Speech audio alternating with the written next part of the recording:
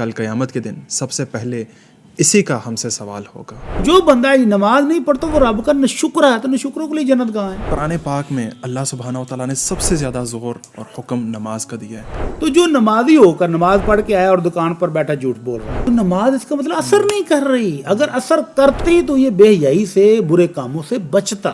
60 سال ہو گئے نماز پڑھتے، پہلے 30 سال تو نماز کو سیدھے کرتے کرتے گزر گئے ہیں۔ 5 دفعہ اعلان سننے کے باوجود بھی سنی انسنی کرے، پھر اس کا معاملہ اس نے خود خراب کیا ہے، کل کو شکوہ نہیں کر سکتا۔ مفتی صاحب، کچھ لوگ نا صرف جمعہ پڑھتے ہیں، عید کی نماز پڑھتے ہیں، اور وہ نماز نہیں پڑھتے، کہتے ہیں جی ہم مسلمان ہیں، ہم جمعہ وغیرہ پڑھ رہے ہیں۔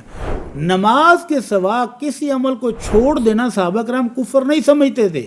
صحابہ کرام بیمار ہوتے تو وہ اپنے دوستوں کو پیغام بھیجتے کہ بھائی میں بیمار ہوں، مجھے مسجد لے جانا۔ یوتھ کو ہم کس طرح انگیج کریں کہ وہ نماز کی طرف آ جائیں، دین کی طرف آ جائیں؟ دولت بھی نعمت ہے، اولاد بھی نعمت ہے، لیکن جب اللہ کی نافرمانی کی طرف چلے جائیں تو اللہ نے اسی کو فتنہ بھی کہا ہے۔ کلکم راعٍ وکلکم مسئول عن رعیتہ، اللہ کے نبی صلی اللہ علیہ وسلم کا فرمان ہے۔ سب ذمہ دار ہیں، حکمران بھی، استاد بھی، والدین بھی، سب ذمہ دار ہیں، اور اپنی اپنی ذمہ داری کا جواب دینا۔ بسم اللہ الرحمن الرحیم۔ السلام علیکم ناظرین، ویلکم ٹو اندر ایپیسوڈ۔ ناظرین، برج خلیفہ جتنی اونچی عمارت ہو یا مکہ کا کلاک ٹاور، اگر بنیاد مضبوط نہیں تو کچھ بھی مضبوط نہیں، پلرز مضبوط نہیں تو کچھ بھی قائم نہیں رہ سکتا۔ ٹھیک اسی طرح اسلام کے اندر بھی 5 پلرز ہیں، اور اس میں جو سب سے پہلا پلر ہے وہ ہے شہادہ۔ شہادہ کے بعد نماز، روزہ، زکوٰۃ اور حج، اور ان میں سے جو سب سے کور اور امپورٹنٹ جو پلر ہے وہ ہے نماز، اور اسی کو آج ہم بلائے بیٹھے ہیں۔ کل قیامت کے دن سب سے پہلے اسی کا ہم سے سوال ہوگا۔ یوتھ کے بہت سارے سوالات ہیں نماز کے حوالے سے، انشاءاللہ ان کو آج ہم اپنی اس پوڈ کاسٹ کے اندر ڈسکس کریں گے۔ ہمارا آج کا ٹاپک ہے نماز، اسلام کی بنیاد، اور ان معاملات کو ڈسکس کرنے کے لیے ہمارے ساتھ جو شخصیت موجود ہیں، معروف اسلامک اسکالر جناب مفتی اجمل بھٹی صاحب ہمارے ساتھ آج اس پوڈ کاسٹ میں موجود ہیں۔ السلام علیکم ورحمۃ اللہ۔ وعلیکم السلام ورحمۃ اللہ وبرکاتہ۔ کیسے ہیں آپ؟ ٹھیک ٹھاک؟ الحمدللہ رب العالمین۔ میں نے یہ بات ٹھیک کہی ہے کہ شہادت ایمان کے بعد سب سے جو اسٹرانگ پلر ہے اسلام کا وہ نماز ہے، بالکل درست، اور کل قیامت کے دن بھی سب سے پہلے اسی کا سوال ہوگا۔ جی بالکل درست کہا۔ تو مجھے سب سے پہلے بتائیے گا کہ نماز کی اصل اہمیت کیا ہے؟ بسم اللہ الرحمن الرحیم، الحمدللہ رب العالمین، والصلاة والسلام علی اشرف الانبیاء والمرسلین، اما بعد۔ جیسا کہ آپ نے کہا کہ شہادتین کے اقرار کے بعد جب کوئی بندہ مسلمان ہونے کا اقرار کر لیتا ہے تو اس سے سب سے پہلا مطالبہ اسلام کرتا ہے کہ تم نے دن اور رات میں 5 نمازیں پڑھنی ہیں، اور اللہ رب العزت فرماتے ہیں اقیموا الصلاۃ وآتوا الزکاۃ وارکعوا مع الراکعین۔ اے ایمان والو، جو ایمان قبول کر لی، پہلی شرط داخل ہو گئے ہو، اب نماز کو قائم کرو اور زکوٰۃ دو، اور رکوع کرنے والوں کے ساتھ رکوع کرو۔ مردوں کو حکم ہے کہ جماعت کے ساتھ مسجد میں جا کر نماز پڑھیں۔ اور دوسری جگہ اللہ رب العزت فرماتے ہیں اقیموا الصلاۃ ولا تکونوا من المشرکین، نماز قائم کرو اور مشرکوں میں سے نہیں ہو جاؤ۔ تو اس کا مطلب یہ ہے جو نماز نہیں پڑھتا وہ تو اپنا شمار کن لوگوں میں کر رہا ہے؟ مشرک میں۔ اس کا یعنی شہادتین کا اقرار جو اس نے کیا ہے، زبان سے بولا ہے، اس کو اس کا کوئی فائدہ نہیں ہو رہا۔ تو اس لیے نماز سب سے اہم بندے اور رب کے درمیان تعلق ہے، بالکل، اور ایسا خوبصورت تعلق ہے کہ اللہ کے نبی صلی اللہ علیہ وسلم کے پاس ایک بندہ آیا اور آ کر کہتا اللہ کے نبی مجھے دلنی علی عمل اذا عملتہ دخلت الجنہ، نسخہ مختصر سا بتا دیں کہ میں جنت میں جانا چاہتا ہوں۔ تو آپ نے اس کو یہی بتایا کہ شہادتین کا اقرار کر لو، 5 وقت کی نماز پڑھ لو، زکوٰۃ اگر اللہ نے مال دیا تو وہ دو، حج کرو، رمضان کے روزے رکھو، جنت میں پہنچ جاؤ گے۔ تو وہ کہنے لگا اللہ کے نبی جتنی چیزیں آپ نے یہ مجھے بتائی ہیں نا، لا ازید علی ھذا ولا انقص، یہ 5 چیزیں کروں گا، اس سے نہ کم نہ زیادہ۔ تو آپ نے فرمایا من سرہ ان ینظر الی رجل من اہل الجنہ فلینظر الی ھذا، جس نے جنتی بندہ دنیا میں چلتا پھرتا دیکھنا ہو یہ جا رہا ہے۔ اور ایک اور روایت میں ایک بدوی نے پوچھا آ کر اللہ کے نبی مجھے کیا مجھ پر فرض ہے اللہ کی طرف سے؟ تو آپ نے فرمایا شہادتین کے بعد 5 نمازیں فرض۔ اس نے کہا جو کوئی نفل بھی ہیں؟ تو آپ نے فرمایا الا ان تطوع، تیری چاہت پر ہے کوئی نفل پڑھے یا نہ پڑھے۔ اس نے بھی یہی کہا تھا کہ میں زیادہ نہیں پڑھوں گا۔ تو آپ نے فرمایا افلح ان صدق، اور ایک روایت میں دخل الجنہ ان صدق، اگر آپ نے اس بات پر پکا رہا اس نے جو اپنا اقرار کیا ہے اس کو کر دکھایا تو یہ جنتی ہے. تو یہ نماز شہادتین کے بعد اہم ترین بندے کا تعلق ہے. اور پھر دیکھیں آپ ایک آفس بنایا ہو اور وہاں پر ایک ملازم رکھا ہو, باقاعدہ اس کو تنخواہ دیتے ہیں, اور آپ بیل بجائیں اور وہ نہ آئے. ایک تو یہ ہے کہ وہ آپ آفس میں آئیں اور وہ آتے ہی آ کر پوچھے سر کافی لاؤں کہ چائے, یہ اس کی ڈیوٹی میں شامل ہے. بالکل بالکل. آپ کے سامنے فائلیں لا کے رکھے جن پر سائن کرنے ہیں, ساری چیزیں وہ آپ کے لیے ریڈی رکھے, یہ اس کی ڈیوٹی میں شامل ہے. لیکن اگر آپ بیل بجائیں اور وہ پھر بھی نہیں آئے, باہر بیٹھا گیم کھیل رہا, موجیں ہیں, تنخواہ لینی ہے مہینے کے بعد, آپ ایک دفعہ بیل بجائیں, 2 دفعہ بجائیں, 3 دفعہ بجائیں, 5 دفعہ بیل بجائیں اور وہ پھر بھی نہ آئے, کیا کریں گے؟ فارغ کریں گے, کوئی اور بندہ ڈھونڈیں گے. آپ کہیں گے بھائی مجھے ایسے خادم کی ضرورت ہی نہیں ہے. تو اللہ رب العالمین سارے جانوں کا مالک, خالق, رازق, جس نے پیدا ہی اس لیے کیا کہ میری عبادت کرو, بے شک, اور وہ 5 دفعہ اعلان کروائے حی علی الصلاۃ, حی علی الفلاح, میرے بندے آ جا نماز پڑھ لے اور کامیاب ہو جائے گا.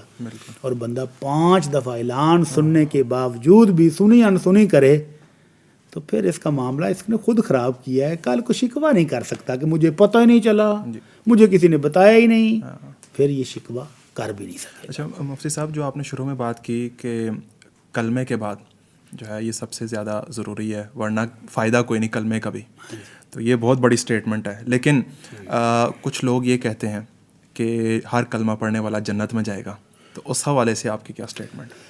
سبحان اللہ. اللہ کے نبی صلی اللہ علیہ وسلم کے پاس اہل طائف آئے تھے. پہلی بات تو یہ کہ اللہ کے نبی جب ان کو فتح کرنے کے لیے گئے تھے تو وہ پہلا قبیلہ ہے جو فتح نہیں ہو سکا, اور آپ نے کہا چلیں اللہ کی سپرد, اللہ ان کو ہدایت دے گا, آجو واپس. تو پھر اللہ کے نبی نے ان کی ہدایت کے لیے دعا کی, تو ان کے قبیلے کے بڑے بڑے سردار مدینہ منورہ میں پہنچے اسلام قبول کرنے کے لیے. تو وہ ہب تھا شراب نوشی کا اور شراب پروڈیوس کرنے کا, طائف.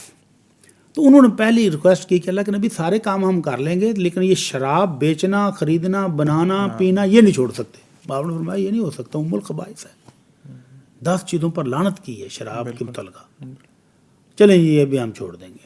لیکن اللہ کے نبی نماز نہیں پڑھی جائے گی. تو آپ نے فرمایا لا حظ فی الاسلام لمن لا صلاۃ لہ, جس کی نماز نہیں اس کا اسلام میں کا تعلق ہی کیا ہے؟ تمہارا اسلام قبول تب ہے جب نماز پڑھو گے, اور نماز نہیں تو پھر اسلام کا تعلق ہی کیا ہے؟ تو جو لوگ یہ کہتے ہیں نا کہ نماز کے بغیر بھی کلمہ پڑھنے سے بھی جنت مل جائے گی, ہاں اس بندے کو مل جائے گی. جس طرح کہ ایک شخص آیا, اللہ کے نبی صلی اللہ علیہ وسلم جہاد کے لیے جا رہے تھے, اس نے بھی زرہ پہنی ہے, ہاتھ میں ہے وہ پکڑا ہوا ڈال بھی, تلوار بھی, نیزہ بھی, لیس ہو کے آیا. اللہ کے نبی میں بھی آپ کے لیے جہاد کے آپ کے ساتھ جہاز کے لیے جانا چاہتا ہوں. آپ نے فرمایا اسلم ثم جاہد, پہلے مسلمان تو ہو جا پھر ہمارے ساتھ جانا. کہنے لگا جی ایسے نہیں چل سکتا کام. آپ نے فرمایا نہیں, وہ آیا تھا اونٹوں کے لالچ میں. آپ نے فرمایا نہیں ایسا نہیں ہو سکتا, پہلے مسلمان ہو تو پھر ہم ساتھ لے جائیں گے, وگرنہ ہمیں تمہاری مدد کی ضرورت نہیں ہے. تو وہ کلمہ پڑھ لیا اس نے. جی ٹھیک ہے, پھر اگر میں مسلمان ہو کے جاؤں مجھے فائدہ ہو جائے کوئی آخرت کا دنیا کا تو ٹھیک ہے. اور وہ جاتے ہی ایسا شدید لڑا کے شہید ہو گئے. تو اللہ کے نبی صلی اللہ علیہ وسلم کی زبان مبارک سے نکلا, جن کی زبان وما ينطق عن الهوى ان هو الا وحی یوحی, زبان بھی وحی کے ذریعے ہی چلتی. تو آپ نے فرمایا عمل قلیلا واجر کثیرا, اس نے عمل بہت تھوڑا کیا, ابھی نہ کوئی نماز, نہ روزہ, نہ حج, نہ زکوٰۃ, لیکن اجر بہت زیادہ پا گیا, جنت لے لی. ہاں ایسا کوئی بندہ ہو جس کو کلمہ پڑھنے کے بعد ابھی نماز پڑھنے کا موقع ہی نہیں ملا, بالکل یہ ان کے لیے ہے, ان کے لیے بیسیکلی وہ جس کو موقع ہی نہیں ملا اس کے لیے کلمہ پڑھنا بہت بڑی بشارت ہے. بہت سارے لوگ ہیں نان مسلم, وہ کلمہ پڑھتے ہیں تو ابھی ٹائم ہی نہیں ملتا تو وہ فوت ہو جاتے ہیں کسی وجہ سے, تو وہ جنت میں جائیں گے انشاءاللہ. لیکن یہ بہت بڑا غلط کانسیپٹ ہے کہ نماز کے بغیر کلمہ پڑھا ہوا ہے ہم نے تو بھائی جنت میں جانا ہے. ہم محبت ہے, دل میں ہمارے محبت ہے, ہم اللہ کا ذکر کرتے ہیں, ہم سب کچھ کرتے ہیں, لیکن ہاں نماز نہیں ہم پڑھتے, لیکن ہمارے دل میں محبت ہے, تو بھائی ہم تو جنت ہی ہیں. یہ ایک کانسیپٹ کہاں سے آیا؟ غلط کانسیپٹ بٹھا لیا گیا ہے. اللہ کے نبی صلی اللہ علیہ وسلم جن کو اللہ رب العزت نے گارنٹی دی ہوئی ہے کہ میرے محبوب تیرا محل جنت میں اعلیٰ ترین مقام پر جہاں کسی دوسرے نبی کا بھی محل نہیں ہے وہاں بن چکا ہے. اللہ اکبر. ان کی نماز کی صورت کیا ہے کہ پاؤں مبارک سوج گئے, فرض نمازوں سے نہیں نوافل سے. تو اما جی عائشہ نے پوچھا اللہ کے نبی آپ اتنی محنت کیوں کرتے ہیں؟ تو آپ نے فرمایا افلا اکون عبدا شکورا، جب میرے رب نے اتنے انعامات کیے ہیں، اتنی رحمتیں کی ہیں، تو میں شکر نہ ادا کروں؟ تو جو بندہ نماز نہیں پڑھتا وہ رب کا نہ شکر ہے، تو نہ شکروں کے لیے جنت کہاں ہے؟ اس لیے اس کو سوچنا چاہیے۔ اچھا مفتی صاحب، قرآن پاک میں اللہ سبحانہ و تعالیٰ نے سب سے زیادہ زور اور حکم نماز کا دیا ہے، اس کی کیا وجہ ہے؟ اس کی وجہ یہ ہے کہ بندے کا سب سے زیادہ تعلق بنانے والی چیز یہ ہے۔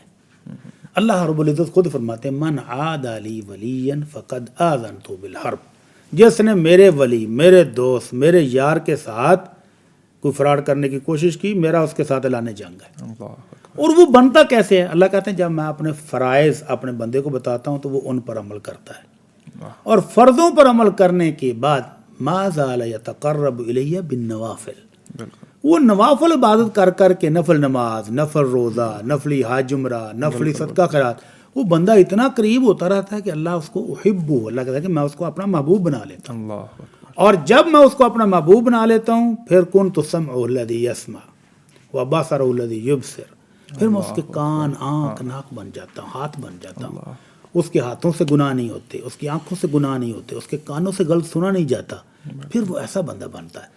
تو یہ نماز کی تاکید یہ بنیادی رب اور بندے کے درمیان تعلق بنانے والی چیز ہے۔ بالکل۔ اور یہ دن میں 5 دفعہ کیوں رب بناتا ہے کہ چلو آج جو کمی کوتاہی ہوئی ہے اس کو معاف کرا لو۔ 5 نمازوں کی مثال ایسے ہی ہے، اللہ کے نبی صلی اللہ علیہ وسلم فرمایا کہ ایسے جیسے کسی گھر کے سامنے سے نہر گزرتی وہ 5 دفعہ غسل کرے، غلطی ہو گئی، گناہ ہو گیا، پاک ہو گیا، غلطی ہوئی پھر پاک ہو گیا۔ اور اللہ کے نبی صلی اللہ علیہ وسلم کا یہ بھی فرمان ہے کہ ایک نماز کے دوسری نماز تک اگر بندہ گناہوں سے بچتا ہے تو یہ تو جنت میں اعلیٰ ترین درجات دلانے والا ایک عمل ہے۔ تو نماز کا تذکرہ اس لیے کیا کہ یہ سب سے بنیادی عبادت ہے جو دن میں 5، زکوٰۃ سال میں 1 مرتبہ، بالکل، حج زندگی میں 1 مرتبہ ہے، عمرہ زندگی میں 1 مرتبہ ہے، رمضان روزے مہینہ سال کے بعد، بالکل، اور یہ روزانہ 5 دفعہ۔ بالکل، اور اس کے لیے دیکھیں روزے کے لیے اللہ رب العزت چاند نکلتا ہے روزے رکھنے شروع بالکل، ہیں، حج کے لیے موسم شروع ہے، حج شروع، ایسے ہی ہے۔ عمرے کی آپ جانا چاہیں جب چاہیں چلے جائیں، لیکن یہ واحد بات ہے کہ اللہ 5 دفعہ باقاعدہ خود بلاتا ہے، اللہ اکبر، انویٹیشن رب العالمین خود اعلان کرواتا ہے 5 دفعہ ہر روز۔ اس سے اہمیت نہیں پتہ چل رہی کہ میرا رب ہو کر، کائنات کا مالک خالق ہو کر وہ 5 دفعہ ہر روز بلائے کہ بندے آ جا میرے ساتھ کوئی تعلق جوڑ لے، کوئی لائن سیدھی کر لے۔ تو جب لائنیں سیدھی ہوتی ہیں تو پھر سارے کام سیدھے ہو جاتے ہیں۔ اللہ اکبر۔ اچھا مفتی صاحب، قیامت کے دن سب سے پہلے جس چیز کا سوال ہوگا وہ نماز ہوگی، اور حدیث میں آتا ہے کہ جس کی نماز درست ہوگی باقی اعمال بھی درست ہو جائیں گے۔ لیکن معاشرے کے اندر ایسے لوگ بھی موجود ہیں جو نماز پڑھتے ہیں لیکن حلال حرام کی تمیز نہیں کرتے، نماز پڑھتے ہیں جھوٹ بولتے ہیں، غیبت کرتے ہیں۔ تو یہ تھوڑا سا مجھے سمجھائیں کہ نماز درست ہے تو باقی معاملات بھی درست ہو گئے، وہ کن لوگوں کے بارے میں کہا گیا؟ سبحان اللہ، سبحان اللہ کے نبی صلی اللہ علیہ وسلم نے جو قرآن لائے ہیں نا، اس قرآن کے اندر ایک خوبصورت آیت ہے، ان الصلاۃ تنہی عن الفحشاء والمنکر، نماز بے حیائی اور برے کاموں سے روکتی ہے۔ نمازی ہو، حاجی ہو، پرہیزگار ہو، اپنی طرف سے متقی ہو اور وہ جھوٹ بولے، زیب دیتا ہے؟ نہیں۔ چگلی کرے زیب دیتا ہے؟ نہیں۔ غیبت کرے زیب دیتا ہے؟ تو اس کا مطلب یہ ہوا کہ ابھی اس بھائی صاحب نے وہ نماز پڑھنا شروع نہیں کی اللہ اکبر، جو اس کے اخلاق کو سنوارے گی، صحیح، جو اس کے معاملات کو سنوارے گی، جو اس کی زبان کو سنوارے گی۔ اللہ کے نبی صلی اللہ علیہ وسلم نے اپنی زبان کو اس طرح پکڑ کے حضرت معاذ کو کہا تھا، معاذ اس زبان سے بچ جاؤ۔ کہنے لگا اللہ کے نبی زبان کی وجہ سے بھی لوگ جہنم میں جائیں گے؟ تو آپ نے فرمایا کہ موندے منہ بے شمار مخلوق کو صرف زبان کی کرتوتوں کی وجہ سے جہنم میں پھینکا جائے گا۔ تو جو نمازی ہو کر نماز پڑھ کے آیا اور دکان پر بیٹھا جھوٹ بول رہا ہے، گاہکوں کے ساتھ دھوکہ دہی کر رہا ہے، فراڈ کر رہا ہے، چگلی کر رہا ہے، کوئی فائدہ نہیں ایسی نماز کا۔ تو نماز اس کا مطلب اثر نہیں کر رہی۔ اگر اثر کرتی تو یہ بے حیائی سے، برے کاموں سے بچتا۔ اللہ، تو سلف صالحین میں سے ایک بزرگ ایسے بھی ہیں، وہ کہتے ہیں، لوگ کہتے ہیں جی میں نماز پڑھ کے ابھی آیا کہتے ہیں 60 سال ہو گئے نماز پڑھتے، پہلے 30 سال تو نماز کو سیدھے کرتے کرتے گزر گئے ہیں، اب 30 سال ہوئے ہیں کہ نماز پڑھتے ہیں تو چس آتی ہے، لطف آتا ہے۔ وہ جو نماز اللہ کے نبی صلی اللہ علیہ وسلم نے حضرت بلال سے کہا، سفر طویل سفر جنگ کے دوران، تو آپ نے کہا یا بلال اقم الصلاۃ ارحنا بہا، بلال اذان کہو تھوڑا سکون لے لیں. جی. تو وہ نماز جو مسافر کی تھکاوٹ دور کر دے، جو ذہنی پریشانیاں دور کر دے، جو بندے کو ریلیکس کر دے، بالکل وہ نماز پڑھتے تھے اللہ کے نبی صلی اللہ علیہ وسلم، وہ پڑھتے تھے صحابہ کرام. اگر ویسی نماز ہم بھی پڑھنے کی کوشش کریں تو پھر کوئی وجہ نہیں کہ بندہ جھوٹ سے نہ بچے، غیبت سے نہ بچے، چغلیوں سے نہ بچے، رشتہ داری کو توڑنے سے نہ بچے، دوسروں کے حق کھا جائے. یہ نمازی سے نہیں ہوتا. البتہ جو نمازی کاروائیاں ڈال رہے ہیں اور ان کی نماز ان کے اخلاق پر بھی اثر نہیں ڈال رہی، کردار پر بھی اثر نہیں ڈال رہی، معاملات بھی سیدھے نہیں ہو رہے، تو ان کو اپنی نمازوں کی فکر کرنی چاہیے. وہ ہمارے یہاں کہتے ہیں جی ٹکرے مار کے آ جاتے ہیں، یہ بھی ایک بات کہتے ہیں. اور میرے ذہن میں وہ روایت آ گئی کہ آپ صلی اللہ علیہ وسلم کا سجدہ اتنا لمبا ہوتا کہ ایک شخص اس دورانیے میں، اس ڈیوریشن میں 50 قرآن کی آیات تلاوت کر سکتا تھا. سبحان اللہ. اللہ تو کے نبی ہماری صلی اللہ علیہ نماز وسلم اور اتنا لمبا سجدہ، اتنا لمبا رکوع کہ حضرت انس کہتے ہیں بعض دفعہ ہمیں خیال ہوتا کہ اللہ کے نبی بھول گئے. اللہ اکبر. آپ سجدے میں گئے اٹھنا بھول گئے، رکوع میں گئے اٹھنا بھول گئے، اتنا لمبا بھی ہوتا تھا. اللہ اکبر. اچھا میں تھوڑا سا ڈیمو دے دیتا ہوں آپ کو. کچھ لوگ نا اس طرح سے پڑھتے ہیں. مجھے یہ کسی نے سوال بھی کیا تھا کہ آپ مفتی صاحب سے پوچھیے گا. میں نے کہا یار یہ بڑا عجیب لگے گا، لیکن میں آپ کو تھوڑا سا سنا دیتا ہوں. انہوں نے باقاعدہ مجھے پڑھ کے سنائی سورہ فاتحہ. انہوں نے کہا جی میں نماز میں سے پڑھتا ہوں 1-2 سانس میں الحمدللہ رب العالمین الرحمن الرحیم مالک یوم الدین ایاک نعبد. اس طرح سے انہوں نے مجھے بتایا. میں اس طرح ڈیمو بھی نہیں دے سکتا. تو کیا میری نماز جو ہے وہ قبول ہو جائے گی؟ اور میں بس اسپیڈ سے پڑھتا ہوں. میں نے کہا آپ کو کتنا ٹائم لگ جاتا ہے؟ 2 سے 3 منٹ میں نماز پڑھ لیتا ہوں. میں نے کہا یہ وہی جواب دیں گے.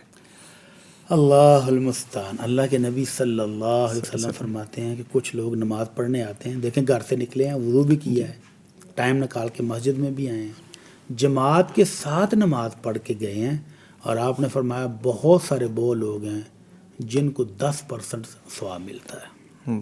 کچھ کو 20، کسی کو 30، کسی کو 40، کسی کو 50، اور بہت تھوڑے ہوتے ہیں جو 50 والے ہوتے ہیں. اللہ اکبر. تو باقی کدھر گیا ثواب؟ وہ انہیں حرکتوں جماعت کے ساتھ پڑھی حالانکہ باقی کدھر گیا؟ باقی انہیں حرکتوں سے ضائع ہو گیا. اور اتنی سپیڈ سے پڑھنا، اللہ المستعان. میں جو بات نے کیا آپ نے وہ میں بھی اپنی آنکھوں سے دیکھا.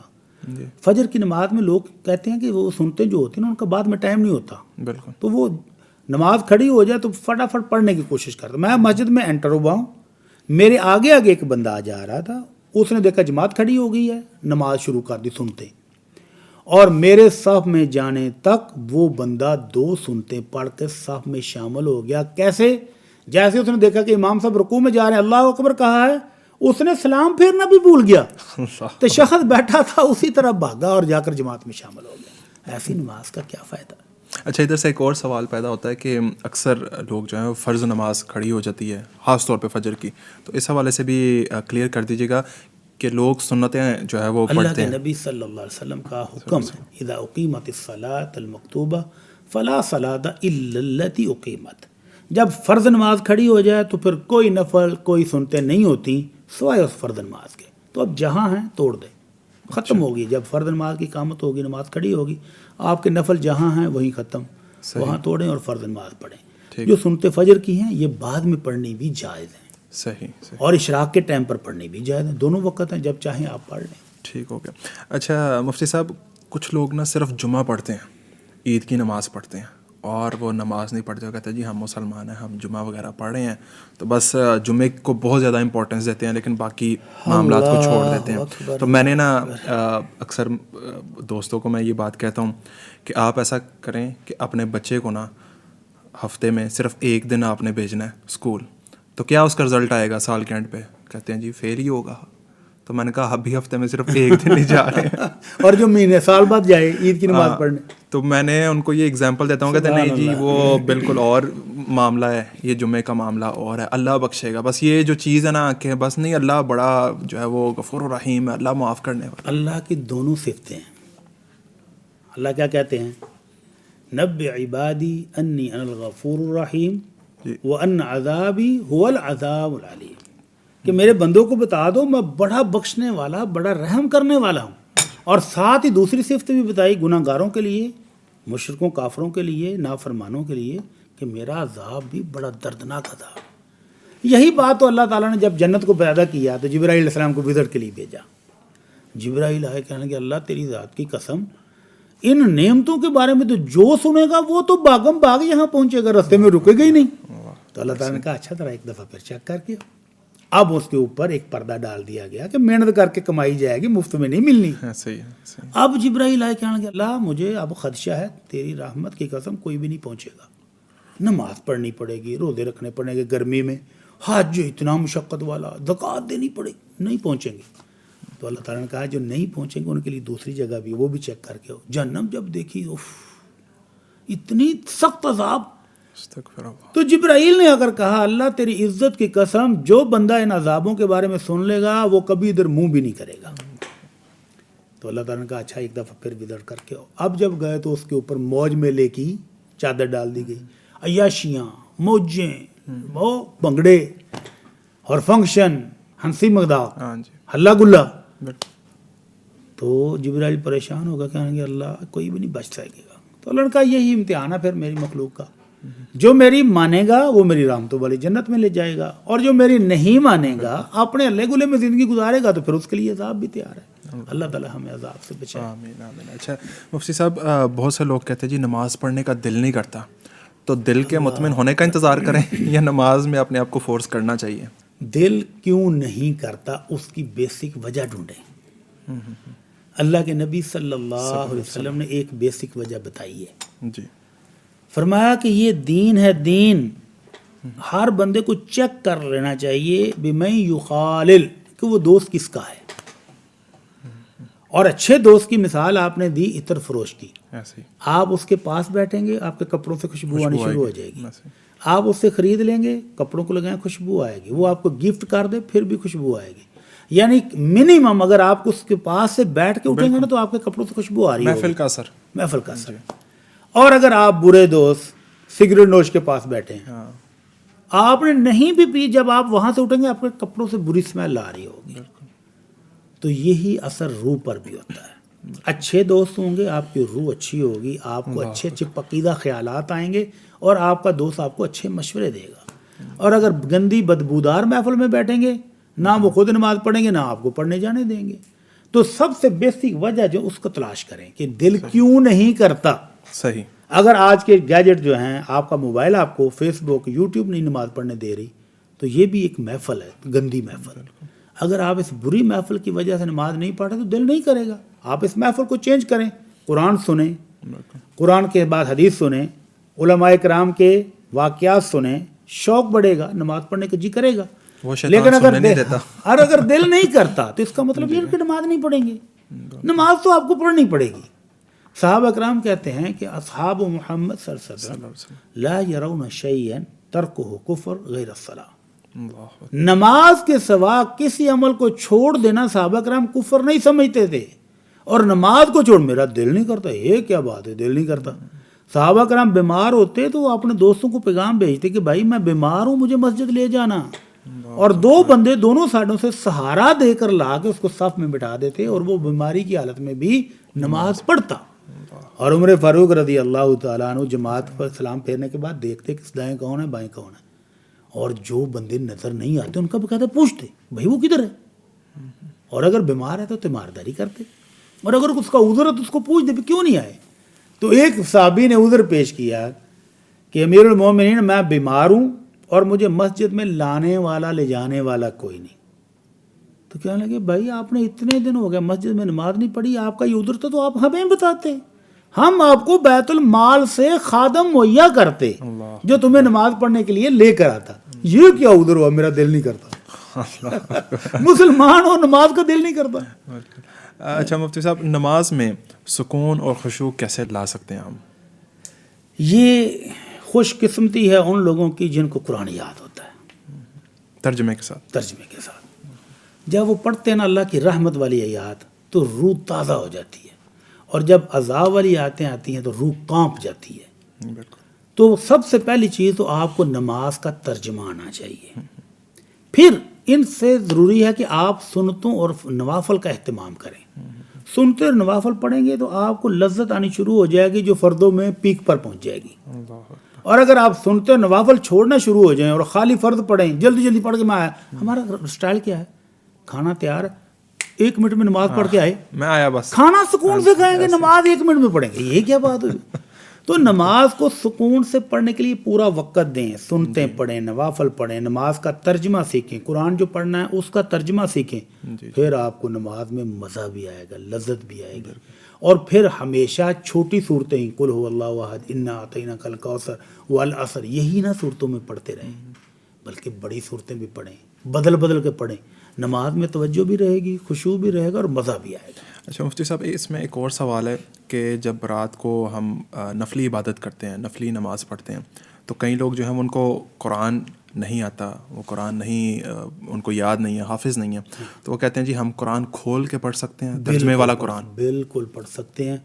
اگر کوئی تلاوت کرنا چاہے, زیادہ تلاوت کرنا چاہتا ہے تو وہ قرآن لے لے, یعنی نماز کی حالت میں ہے, نماز کی حالت میں اپنے ہاتھوں میں لے لے قرآن مجید, اور پڑھتا رہے. ساتھ ٹیبل رکھیں, جب رکوع میں جائیں ٹیبل پہ رکھ دیں اور پڑھتے رہیں. یعنی موبائل پہ بھی کر سکتے ہیں, موبائل پہ کر سکتے ہیں. صحیح. اور اگر کوئی بندہ چاہتا ہے کہ یار اس موبائل کو پکڑنے میں, کھولنے میں خشوع و خضوع خراب ہوتا ہے, تو وہ ایک ہی صورت کو رپیٹ بھی کر سکتے ہیں. اللہ, صحابہ کرام میں سے ایک صحابی نے قل هو اللہ احد سورہ اخلاص پوری رات اپنی تہجد میں پڑھی. اللہ, تو ایک سننے والے نے کہا یار ہے کی گل ہوئی, تو ان کو اور صورت پڑھی نہیں.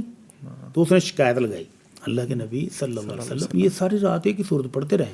تو آپ نے پوچھا کہ اس سے بھی تو پوچھ لو کہ کیوں پڑھتا ہے, کیا اس کو کوئی دوسری صورت آتی نہیں؟ اس کو پوچھا, ہاں بھائی تو یہ ایک ہی صورت کیوں پڑھتا رہا؟ کہنے لگا جی مجھے اس صورت سے پیار ہی بڑا ہے, اللہ کی صفات پر مشتمل ہے, تو اس لیے مجھے اس سے محبت بڑی ہے. تو اللہ کے نبی صلی اللہ علیہ وسلم نے یہ سن کر فرمایا کہ تمہاری اسی محبت نے تمہیں جنت دلوا دی ہے. اللہ, تو ایک ہی صورت کو رپیٹ کرنا بھی جائز ہے. اور اگر آپ چاہتے ہیں کہ زیادہ قرآن پڑھ لوں تو قرآن موبائل سے بھی دیکھ کر پڑھ سکتے ہیں, مصحف اپنے ہاتھ میں لے کر بھی پڑھ سکتے ہیں. ٹھیک ہو نوافل کے اندر, نوافل کے اندر, جی ٹھیک ہو گیا. اچھا مفتی صاحب, موبائل فون, سوشل میڈیا, اس نے ہماری یوتھ کو خاص طور پہ بہت زیادہ دور کر دیا دین سے, اور خاص طور پہ نماز سے. تو کیا ان کو فتنہ کہا جا سکتا ہے؟ کیا یہ فتنے ہیں جنہوں نے ہماری یوتھ کو دور کر دیا, اور واپس یوتھ کو ہم کس طرح انگیج کریں کہ وہ نماز کی طرف آ جائیں, دین کی طرف آ جائیں؟ اللہ رب العزت نے اولاد کو, بہت بڑی نعمت ہے نا, اولاد بہت بڑی نعمت ہے. جن کے پاس نہیں ہے وہ کتنے تڑپتے ہیں, سسکتے ہیں, دعائیں کراتے ہیں, علاج کرواتے ہیں, اولاد مل جائے. دولت جس کے پاس نہیں ہے وہ نہیں تڑپتا. بالکل, دولت بھی نعمت ہے, اولاد بھی نعمت ہے, لیکن جب اللہ کی نافرمانی کی طرف چلے جائیں تو اللہ نے اسی کو فتنہ بھی کہا ہے. انما اموالکم واولادکم فتنہ, مال بھی تمہارے لیے آزمائش ہے اور اولاد بھی آزمائش. اسی طرح یہ موبائل ایک بہت بڑی نعمت ہے. پہلے اتنے بڑے بڑے لیپ ٹاپ ہوتے تھے, سسٹمز, ہاں جی, ڈیسک ٹاپ وغیرہ, وہ نیچے بھی رکھا ہوا ہے, اوپر بھی رکھا ہوا ہے, کی بورڈ بھی ہے, ماؤس بھی ہے, رنگ یعنی پورا ایک کمرہ ان کے لیے چاہیے ہوتا ہے. بالکل سیپریٹ سیٹ اپ چاہیے تھا, سی پی یو آپ کو علیحدہ چاہیے, کی بورڈز وغیرہ, تو ساری چیزیں رکھنے کے لیے اچھا خاصا جگہ چاہیے. بالکل, پھر آ گئے لیپ ٹاپ. بالکل, اب لیپ ٹاپ کو بھی رکھنے کے لیے, پکڑنے کے لیے, بیٹھنے کے لیے جگہ چاہیے. جی. اب آ گئی یہ اسمارٹ فون. ہاں جی, ٹیبز اگر آپ اس سے مثبت فائدہ لیں تو یہ آپ کی لائبریری بھی ہے, ایسے ہی, یہ آپ کا مصحف بھی ہے, یہ آپ کے نمازوں کے اوقات بھی بتا رہا ہے, لائٹ چلی جائے ٹارچ بھی ہے, کیلنڈر بھی ہے, تاریخ بھی بتاتا ہے. یہ بے تحاشا نعمتوں کا ایک مجموعہ ہے. بالکل, بشرطے کہ آپ اس کو اللہ کی اطاعت میں استعمال کریں.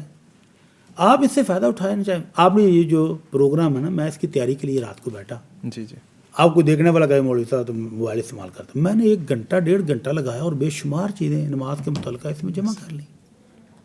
تو یہ فائدہ ہے. بالکل, آپ نے کوئی بھی درس تیار کرنا ہے, جمعہ تیار کرنا ہے, آپ کو کہیں بیٹھنے کی آپ راستے میں سفر کر رہے ہیں, بیٹھے بیٹھے سارا کوئی تیار کر سکتے ہیں. آپ تلاوت سننا چاہیں, آپ تفسیر سننا چاہیں, آپ حدیث کی شرح دیں, کوئی بھی چیز اس کے اندر موجود ہے. اب تو بلکہ اے آئی آ گئی ہے, اب اس سے آپ بات کریں, بے تحاشا معلومات آ گئی. تو اگر آپ اس کو منفی استعمال کریں گے تو پھر یہ آپ کے لیے فتنہ ہی ہے, بلا شبہ آپ کے لیے یہ بہت بڑی آزمائش ہے, اور بہت سارے لوگوں کے لیے واقعتاً یہ آزمائش ہی ہے. جی, میں ایسے لوگوں کو دیکھتا ہوں کہ ہماری مسجد میں گلی میں سے چلتے ہوئے آتے ہیں, جی, تو وہ لوگوں نے جو گارڈ رکھے ہوئے ہیں, ڈرائیور رکھے ہوئے ہیں, چند قدم کے فاصلے پر مسجد ہے. اور میرا نہیں خیال کہ کوئی بھی گھر والا اپنے گارڈ کو, اپنے ڈرائیور کو, اپنے شیف کو نماز سے منع کرتا ہو. ایسے ہی لیکن میں جب بھی وہاں سے گزرتا ہوں وہ موبائل لے کر بیٹھے ہیں، ویڈیوز دیکھ رہے ہیں، نماز اذان کی آواز بھی آئی ہے، جماعت کی آواز بھی آ رہی، نہیں اٹھتے، تو ان کے لیے تو فتنہ ہی ہے. واپس آئیں گے تو پھر وہ بھی دیکھ رہے ہیں. تو یہ تو فتنہ ہے نا. بالکل. ان لوگوں کے لیے تو فتنہ ہے کہ جو اس کا مثبت استعمال نہیں کر رہے، اور جو اس سے مثبت استعمال کر رہے ہیں، اس سے فائدہ لے رہے ہیں. شیخ صالح عثیمین رحمہ اللہ سعودی عرب کے بہت بڑے عالم دین ہیں. جب یہ موبائل نئے نئے آئے نا تو شیخ کا درس تھا، جی اسٹوڈنٹ نے کسی باہر کے ملک میں درس رکھ دیا، شیخ کو بعد میں بتایا کہ شیخ فلاں جگہ درس دینا ہے آپ نے. صحیح. شیخ نے کہا ہم تو ادھر سعودی ہیں، وہاں کیسے پہنچیں گے؟ تو شیخ گاڑی میں سفر کر رہے تھے، شیخ ریلیکس بیٹھے تھے، ان کے اسٹوڈنٹ نے کال ملائی، شیخ کو ہینڈ فری لگائے، لے شیخ آپ درس دیں. اللہ. شیخ حیران ہوئے، کیا میں اس ملک میں اس وقت سنا جا رہا ہوں؟ انہوں نے کہا ہاں جی. اس نعمت سے ہاں جی.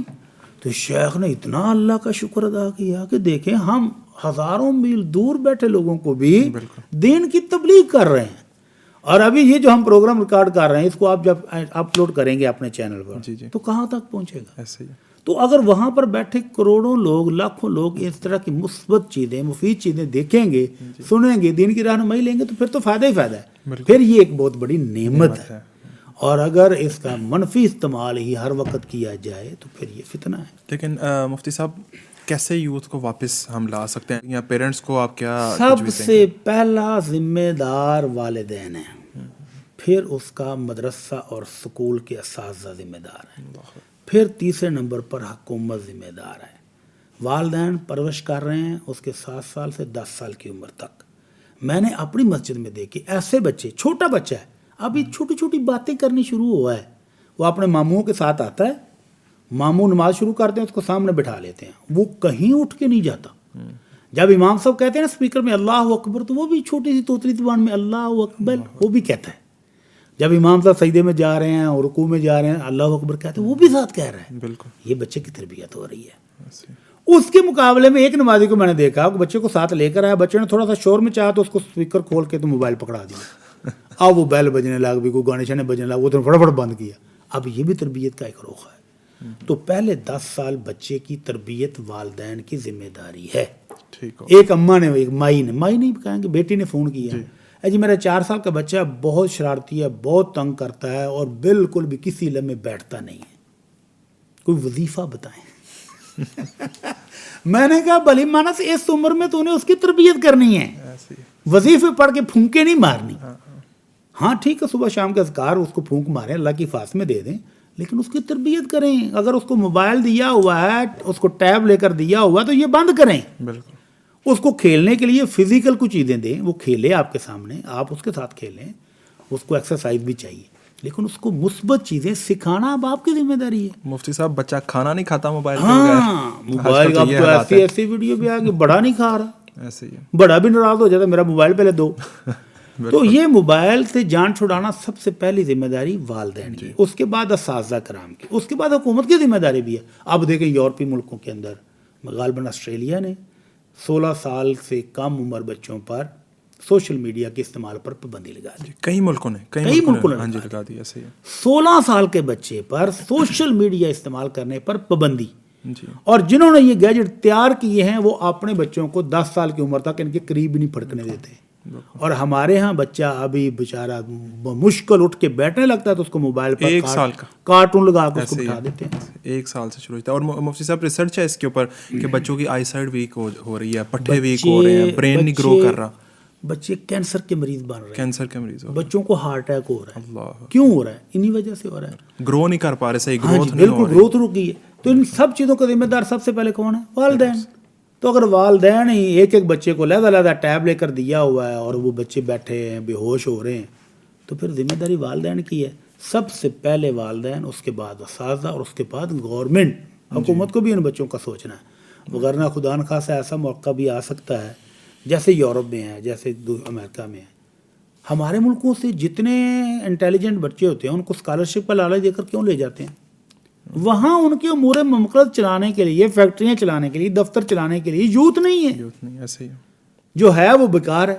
یہ ہمارے ملک میں بہت بڑی رحمت ہے کہ ہمارے اللہ پاس کی کثرت رحمت کے ہے. ساتھ ہر طرح کا یوتھ موجود ہے اور ان کو وہ اسپانسر کر کے لے جاتے ہیں. بالکل. تو اگر ہماری ساری یوتھ بھی اسی کی دل دادا ہو گئی تو کل کو یہاں پر بھی یہی صورتحال ہوگی. اللہ تعالیٰ رحم فرمائے.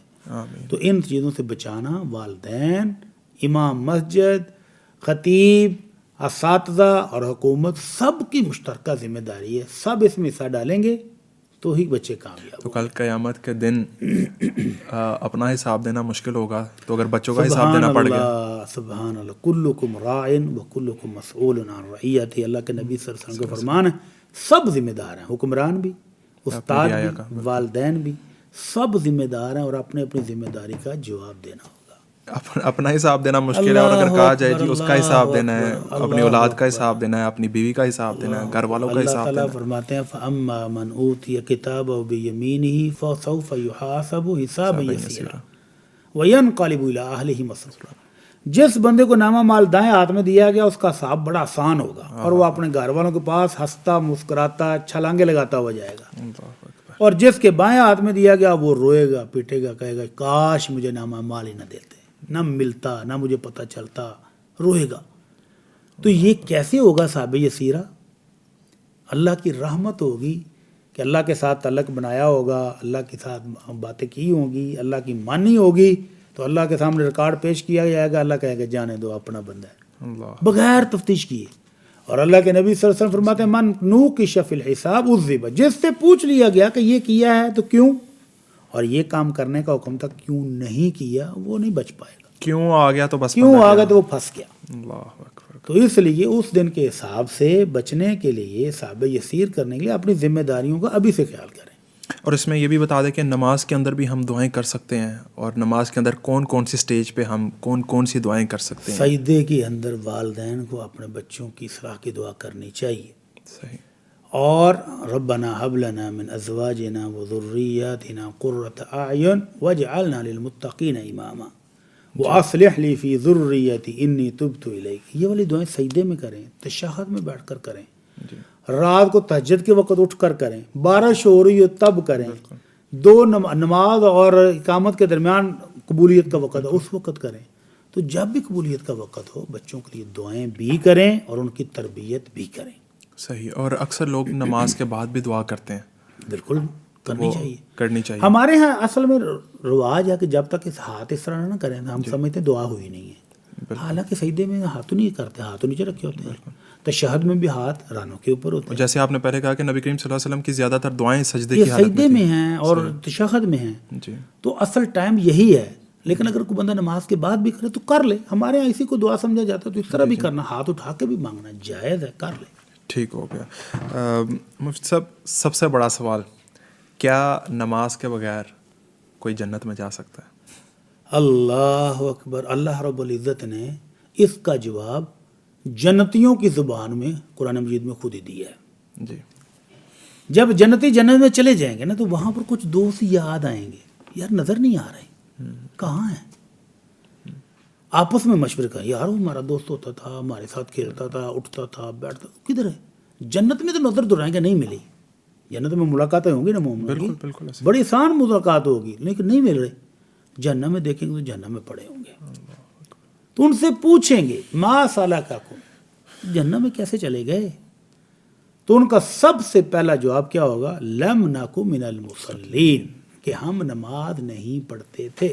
اور وہ جو آپ نے کہا نا دل نہیں مانتا، دل صاف ہو تو نماز کی ضرورت نہیں ہے، جمعہ پڑھ لو تو کافی ہے، یہ سب کا جواب ہے کہ لم نک من المصلین، ہم نماز نہیں پڑھتے تھے، ہم کھانا نہیں کھلاتے تھے. وَكُنَّا نُكَذِّبُ بِيَوْمِ الدِّينِ، اور آخرت کو جھٹلاتے تھے. اے جان مٹھا اگلا کنے ڈٹھا، اے جان موجیں کرو، کھا لو، 4 دن کی زندگی ہے، موج میلے کر لو.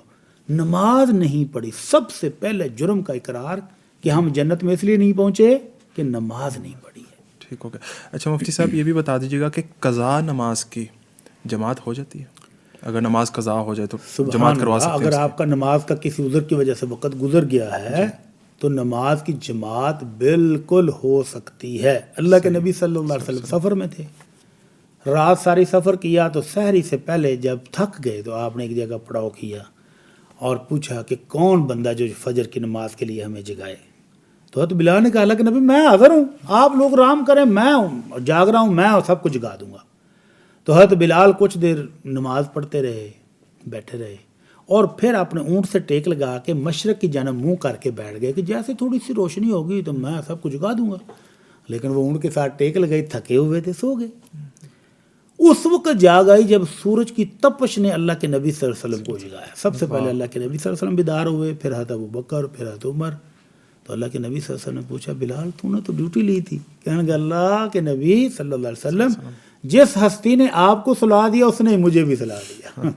تو اللہ کے نبی صلی اللہ علیہ وسلم فرمایا اچھا چلو پھر اب یہاں سے چلو، یہاں شیطان ہم سب کو سلائے رکھا ہے، اس نے تھاپڑیاں دے دے کے سلا دیا تھا، نماز ضائع ہوئی، یہاں سے نکلو، اس جگہ سے نکلو۔ اس جگہ سے اٹھے، کچھ فاصلہ طے کرنے کے بعد دوبارہ قافلے کو روکا اور پھر وہاں اذان کہی اور جماعت کرائی باقاعدہ۔ اللہ اکبر۔ تو یہ قضا نماز کی جماعت کی دلیل ہے کہ اگر کسی عذر کی وجہ سے رہ گئی ہے تو پڑھنی تو ہے، جی، اور اگر ایک سے زائد ہے تو وہ جماعت کرا لیں۔ ٹھیک ہو گیا۔ اور یہ بھی بتا دیجیے گا، اکثر ویسے ہم سعودیہ میں جاتے ہیں، عرب ممالک کے اندر جاتے ہیں، وہاں پہ مفتی صاحب 2 لوگ کھڑے ہو کے بھی جماعت کروا رہے ہوتے ہیں۔ یہاں پہ اگر نماز ہو جائے تو سب آ کے اپنی اپنی نماز پڑھنی شروع کر دیتے ہیں، تو کم سے کم کتنے لوگ جو ہے وہ جماعت کروا سکتے ہیں؟ اویئرنیس کی کمی ہے، دینی معلومات کی کمی ہے، ہچکچاتے ہیں۔ 4 بندے کھڑے ہوں، وہ کوئی قامت کو ہو تو وہ کہتے تو کو نہیں مارتا، ایسے ہی قامت نہیں آتی۔ بالکل۔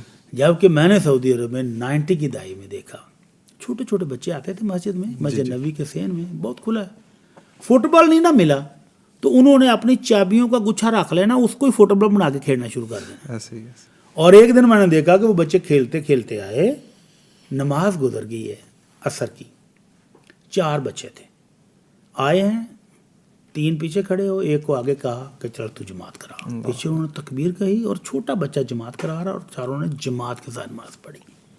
تو یہ اویئرنیس کے ساتھ ہے، تربیت کی بھی بات، تربیت کی بات ہے۔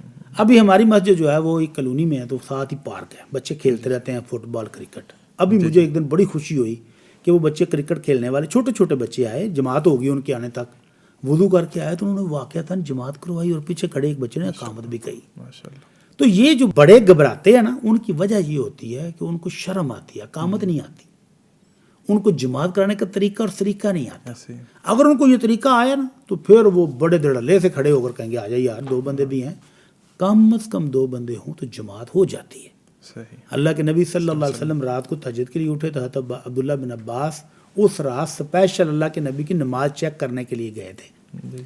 تو کہتے ہیں میں بھی وضو کر کے آ گیا تو اللہ کے نبی صلی اللہ علیہ وسلم کے بائیں جانب کھڑا ہو گیا، تو آپ نے کان سے پکڑا اور گھما کے دائیں طرف لے آئے کہ اگر ایک امام اور ایک مقتدی ہو تو مقتدی کو دائیں طرف کھڑا ہونا چاہیے۔ صحیح۔ تو یہ دلیل ہے کہ 2 بندے ہوں، ایک امام ایک مقتدی، تو جماعت کے لیے 2 بھی کافی ہیں۔ ٹھیک ہو گیا۔ اچھا، اب یہ آپ نے ادھر سعودیہ میں بھی دیکھا ہوگا کہ اکثر امام خود تکبیر کہتا ہے، لیکن ہمارے ہاں یہ رواج نہیں ہے، تو اس حوالے سے بھی بتا دیجیے گا کہ دونوں طریقے ٹھیک ہیں، امام خود بھی تکبیر کہہ سکتا اگر ہے؟ وہ اذان اسی نے کہی ہے جی جی، تو تکبیر بھی وہی کہہ لے، صحیح، اور اگر وہ کسی نمازی کو کہہ دے کہ آپ بدتکبیر ہیں تو پھر بھی جائے۔ ٹھیک ہے، دونوں کنڈیشن۔ اچھا مفتی صاحب، ایک اور سوال ہے، جو شخص بالکل نماز نہیں پڑھتا کیا وہ کافر ہے؟ اللہ اکبر، بہت آپ نے دکھتا ہوا سوال کر دیا۔ اب ہمارے معاشرے میں جو پھر رہے ہیں کتنے % کہیں گے، 80% کہیں، 90% کہیں جو نماز نہیں پڑھتے، اور اگر وہ نماز پڑھتے ہوں تو ہماری مسجدوں میں کئی شفٹ میں جماعتیں ہوں۔ میں کہنے لگا ہوں یہ بہت بڑا فگر آپ نے کہہ دیا ہے، 80 90، مجھے لگتا ہے کہ شاید 3 یا 4% لوگ نماز پڑھتے ہیں، جو مجھے لگتا ہے، کیونکہ آپ جمعہ کا جو نہیں پڑھتے، ہاں جی، وہ بھی 95 سے پلس ہی ہیں، 95 سے۔ عید والے دن جب سارے نماز پڑھنے آتے ہیں تو مسجدوں کو تالے لگانے پڑتے ہیں، پارکوں میں جانا پڑتا ہے، ایگزیکٹلی ایسی ہے، پارک اور بڑے بڑے گراؤنڈ بھی چھلک جاتے ہیں، بالکل اور عام دنوں میں مسجدیں کھلی ایسی وسیع لگتی ہیں کہ بہت بڑی مسجد ہے، بالکل، اسی کالونی میں اسی محلے میں وہی عید کی نماز کے ٹائم پر وہ جگہ پوری نہیں آتی، تو وہ 3-4% ہی ہوا، ہاں جی، 2-4% ہو گئے نا۔ بالکل، تو اب اس میں نماز کی تفصیل ہے، جو بندہ نماز کے رکن ہونے کا انکار ہے اس کے تو کافر ہونے میں کسی کا بھی کوئی اختلاف نہیں۔ ایسے لوگ بھی بدبخت موجود ہیں، میں نے اپنے کانوں سے سنا، لاہور میں کچھ دوست کھڑے تھے، کہنے لگا آؤ یار نماز کا ٹائم ہوگا، تو کہا تو کون سی نماز ہے، ایسے ٹائم ضائع کرتے ہو، جاؤ تم کرو جا کے، میں نہیں جا رہا۔ ایسا شخص جو نماز کو وقت کا ضیاع کہتا ہے، جو اس کا اسلام کا رکن ماننے سے انکار کرتا ہے، اس کے کافر ہونے میں تو کسی کا بھی کوئی اختلاف نہیں ہے۔ اختلاف کس میں ہے؟ کہ وہ مسلمان جو کہتا ہے کہ نماز مجھ پر فرض ہے، میں پڑھی کیوں نہیں، میرے سے سستی ہو گئی ہے، اب میں کل سے پڑھوں گا، لیکن وہ کل کل کل کل کرتے کرتے اس کی وفات ہو جاتی ہے، لیکن اس کی کل نہیں آتی۔ ہر روز نیا بہانہ، آج میرے کپڑے صحیح نہیں ہیں، آج میری غسل کی ضرورت ہے، آج میرے کپڑے میلے ہیں، آج مجھے یہ ہے، آج مجھے وہ ہے، کل کوئی نہ کوئی بہانہ ڈھونڈ کل پڑھوں گا، لیکن پڑھتے نہیں ہیں، سستی ہے۔ اس بارے میں علماء کرام کے دو قول ہیں۔ جی، پہلا قول جس کو امام بخاری رحمہ اللہ نے بھی اختیار کیا ہے کہ یہ کفر دونا کفر ہے، اس کو ہم خارج الملہ تو نہیں کہیں گے، کبیرہ گناہ ہے نماز چھوڑنا سستی کی بنا پر، لیکن اس کو ہم خارج الملہ نہیں کہہ سکتے کہ یہ اسلام سے خارج ہو گیا۔ لیکن دیگر علماء کرام جن میں امام شافعی رحمہ اللہ بھی ہیں، وہ کہتے ہیں کہ جو بندہ سستی کی بنیاد پر نماز کو چھوڑتا ہے، نہیں پڑھتا، باوجود توجہ دلانے کے، بار بار کہنے سے، وہ کہتا کل پڑھوں گا کل پڑھوں گا، اور اسی حالت میں اس کی وفات ہو جاتی ہے، تو امام شافعی رحمہ اللہ کا فتویٰ ہے کہ اس کی نہ نماز جنازہ پڑھی جائے، نہ اس کو غسل دیا جائے، نہ اس کو کفن دیا جائے، نہ اس کو مسلمانوں کے قبرستان میں دفن کیا جائے۔ اب آپ کہیں گے کہ کیا اس فتوے پر تاریخ میں کبھی عمل بھی ہوا؟ تو میں کہوں گا کہ تاریخ میں کوئی ایسے مسلمان بھی دکھائیں کہ جو نماز نہیں پڑھتے تھے۔ یہ تو موجودہ دور کا فتنہ ہے کہ مسلمان بھی کہلاتا ہے اور نماز بھی نہیں پڑھتا، جبکہ سابقہ تاریخ میں دیکھیں تو جو مسلمان ہے وہ نماز سے نہیں بھاگتا تھا، باوجود بے شمار کمیاں کوتاہیاں ہونے کے نماز کے وہ پکے تھے۔ تو آج کا مسلمان صرف زبان کا مسلمان رہ گیا، اس کو آپ کہہ کے دیکھو یار تو نماز نہیں پڑھتا، تو کہیں تو وہ تو آپ کے گل پڑ جائے گا، وہ آپ کو فائر مارنے تک جائے گا، لیکن نماز کی طرف نہیں آئے گا۔ تو نماز سستی کی بنیاد پر چھوڑنا بھی بہت بڑا گناہ ہے۔ اللہ کے نبی صلی اللہ علیہ وسلم فرماتے ہیں اِنَّ بَيْنَ الرَّجُلِ وَبَيْنَ الشِّرْكِ وَالْكُفْرِ الصَّلَاةُ فَمَنْ تَرَكَهَا فَقَدْ كَفَرَ۔ شرک اور کفر کے درمیان فرق کرنے والی چیز نماز ہے۔ جو نماز پڑھتا ہے وہ مسلمان ہے، جو نماز نہیں پڑھتا وہ مشرک اور کافر ہے۔ اور جس نے نماز مکمل چھوڑ دی، پڑھتا ہی نہیں ہے، تو وہ عملی طور پر اظہار کر رہا ہے اپنے انکار کا۔ ایک تو زبان سے انکار کرنا، ایک ہے پریکٹیکلی انکار کرنا۔ تو جو نماز ساری عمر نہیں پڑھتا باوجود توجہ دلانے کے، تو گویا اس نے پریکٹیکلی انکار کیا ہے۔ یہ جو ہم حالی نعرے مارنا کہ مجھے نبی سے بہت محبت ہے صلی اللہ علیہ وسلم، مجھے بہت زیادہ محبت ہے صحابہ سے، لیکن عملی طور پہ ہم زیرو ہوں، یہ ایسے ہی ہے کہ میرے والدین مجھے کہیں کہ میری ٹانگیں دباؤ، میں کہوں امی محبت بڑی ہے آپ سے، لیکن میں نے دبا نہیں سکتا، میں تو وہ ایک چانٹا بھی مارے گا۔ تو اسی طرح اللہ کے نبی صلی اللہ علیہ وسلم، اللہ سبحانہ و تعالیٰ ہمیں کہہ رہے ہیں آ جاؤ کامیابی کی طرف، آ جاؤ نماز کی طرف۔ ہم کہ محبت تو بہت زیادہ ہے، لیکن ہم نے نماز نہیں پڑھی۔ یہ جھوٹی محبت ہے، کاغذی، ایسی ہی محبت کا کوئی فائدہ۔ کاغذ کے پھول، یہ آپ کے پیچھے بھی ایک پلانٹ پڑا ہوا ہے، اس کے اندر پھول بھی لگا دو، خوشبو سونگو تو نہیں آئے گی۔ تو مسلمان خوشبودار وہی ہے جو اللہ کے رسول کے ساتھ محبت کے ساتھ ساتھ آپ کا کہنا بھی مانتا ہے، آپ کی اطاعت بھی کرتا ہے۔ اللہ نے حکم دیا اطیعوا اللہ واطیعوا الرسول، اللہ کے بھی مانو اور میرے محبوب کی بھی مانو۔ اگر محبت کا دعویٰ ہے تو پھر ماننی پڑے گی، اور اگر مانتے نہیں ہیں تو خالی محبت کے دعوے تو کسی کام کے نہیں ہیں۔ اچھا مفتی صاحب، کئی لوگ توبہ استغفار کرتے ہیں کہ اللہ سے سچی پکی توبہ کر لیتے ہیں کہ جی اب ہم نمازیں نہیں چھوڑیں گے، لیکن وہ جو نمازیں قضا ہو چکی ہیں، جو نمازیں نہیں پڑھ سکے، ان کا کفارہ کیا ہے؟ اللہ اکبر، یہ اللہ تعالیٰ کا بہت بڑا انعام ہے۔ جی، سورہ فرقان میں اللہ رب العزت فرماتے ہیں الا من تاب وآمن وعمل عملا صالحا فاولئک یبدل اللہ سیئاتہم حسنات وکان اللہ غفور الرحیم۔ جو بندہ پکی توبہ کر لے، ایمان لے آئے اور پھر نیک عمل کرنے شروع کر دے، تو اللہ اس کی گزشتہ گناہوں کو بھی نیکیوں میں بدل دیتا ہے۔ اللہ گناہوں کو بھی نیکیوں میں بدل دیتا ہے، اللہ کیونکہ بہت بڑا بخشنے والا، رحم کرنے والا ہے۔ تو یہ اللہ تعالیٰ کی طرف سے بہت بڑا انعام ہے۔ اللہ کے نبی صلی اللہ علیہ وسلم کی میکسیمم کتنی نمازیں فوت ہوئی تھی؟ غزوہ خندق کے موقع پر جب حضرت عمر رضی اللہ عنہ آئے کہ اللہ کے نبی ان کافروں نے عصر کی نماز نہیں پڑھنے دی، آپ نے فرمایا میری بھی رہ گئی ہے۔ پھر آپ نے عصر پڑھی، پھر مغرب پڑھی، پھر عشاء پڑھی۔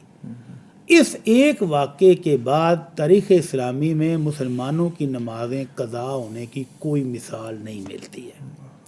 جنگ کے دوران بھی نماز پڑھنے کا حکم ہے۔ کیسے؟ بالکل کہ اگر امن میں ہو تو 2 رکعتیں پڑھ لو جماعت کے ساتھ، آدھے آدھے کر کے پڑھ لو۔ اگر شدید جنگ ہے تو 1 رکعت پڑھ لو۔ کہاں؟ اپنے خیمے میں، اپنے ٹینک میں، اپنے جہاز میں بیٹھ 1 رکعت پڑھ لو، نماز پڑھنی۔ تو یہ ساری زندگی کی قضا کیسے دے گا بھائی؟ ایسے اس کو مشقت میں نہیں ڈالیں۔ اللہ نے کہا کہ جو پچھلی کی غلطیاں تھیں اب پکی توبہ کر، آئندہ نماز نہیں رہے گی۔ شرط یہ ہے کہ پکی توبہ ہو۔ پکی توبہ ہو، آئندہ نماز ضائع نہیں ہونے دے گا، تو پھر پچھلے اللہ تعالیٰ گناہوں کو بھی نیکیوں میں بدل کے دے دے گا۔ ایسے مشقت میں پڑھنے کی ضرورت نہیں۔ اچھا مفتی صاحب، کئی دفعہ نا توبہ استغفار بندہ کرتا ہے نا اللہ سے، تو پھر بھی نا دل میں ایسے فیل ہوتا ہے کہ شاید یہ گناہ دوبارہ ہو جانا ہے، تو اس کنڈیشن میں کیا کریں؟ پھر وہ کئی لوگ کہتے ہیں یار مجھے لگتا ہے میری توبہ جو ہے نا وہ صحیح پکی سچی پکی توبہ نہیں ہوئی یا قبول نہیں ہوئی۔ یہ شیطانی وسوسہ ہے، اس کو پھینکیں دور، اعوذ باللہ من الشیطان الرجیم پڑھ کے تھو کریں اور شیطان کو بگائیں۔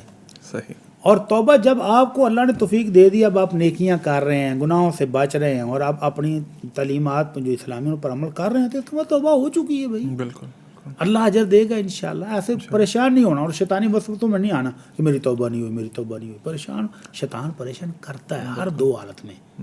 جو گناہ کر رہا ہے اس کو ہوتا ہے لگا رہو لگا رہو لگا رہو، جب وہ واپس مڑنے لگتا ہے اس کو پریشان کرتا ہے۔ بالکل۔ تو جو عبادت کر رہا ہے اس کو تیری تو قبول ہی نہیں ہوئی۔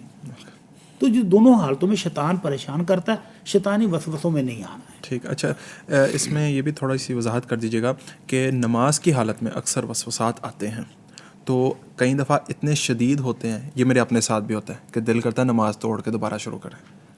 تو یہ تو میں آپ کے سامنے بیٹھا ہوں۔ صحابہ کرام رضوان اللہ اجمعین نے بھی شکوہ کیا تھا جی، کہ اللہ کے نبی وسوسے آتے ہیں اور اتنے شدید کہ ہم آپ کو بتا بھی نہیں سکتے۔ اللہ اکبر۔ تو آپ نے پوچھا کیا واقعی آتے ہیں؟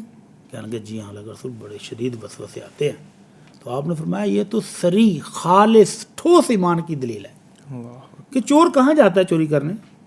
جس گھر میں کچھ کو ملے گا، جس گھر میں ملنا ہی کچھ نہیں وہاں وہ لینے کے جائے گا۔ بالکل۔ جو بندہ بے نماز ہے، جو بندہ مشرک ہے، جو کافر ہے، وہ تو اس کی فیکٹری ہے شیطان کی، ادھر اس نے کیا لینے جانا ہے؟ تو جہاں ایمان موجود ہے، جہاں کچھ اس کو چرانے کے لیے ملے گا وہیں جائے گا نا۔